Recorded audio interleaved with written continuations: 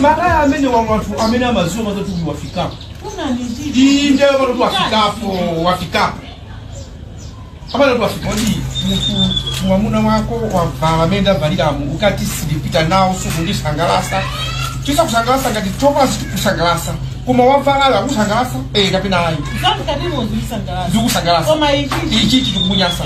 Oho. Banji tikamapita muntu makomo umuorganiza kuti amunanga ndamena likatimu.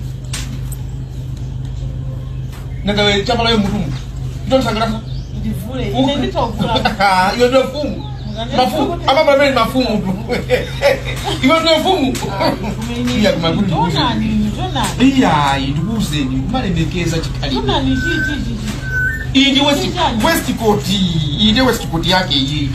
Iyi kusema ngofala tuti wapeza tovala mafala zakuza kuti batengera. Kumakhandi style yako ya mavalidwe. Mena vala tuti muona mulilo ngwemu apaze vala tuti. Nyana bodo ndo ngazija. Andozi ino jani. Yeah? Antuno ndazi. Ufika ndi bakani chalichi. Ojeni mchalichi. Moni mpingo. Majimbo mwatawani. You know what I love you. Me, I love you. In this cruise, I love you.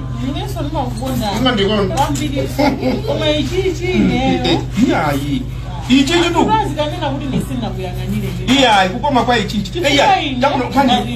Ngani yoti ise ya ugogoyo. Ndimamva malongola. Ndili kutulo. Kunapenda nani yoni? Iliyo tunde mwagona. Ndagona. Ile ndabo kuri kumewa sangaruka kuzani deleta. Ndagona. Ate ndio ngana nimenya. Kodi mukusiwa kuti mtu akakwatira mkazi nuka naye pantendere ukatugone umagona bwino.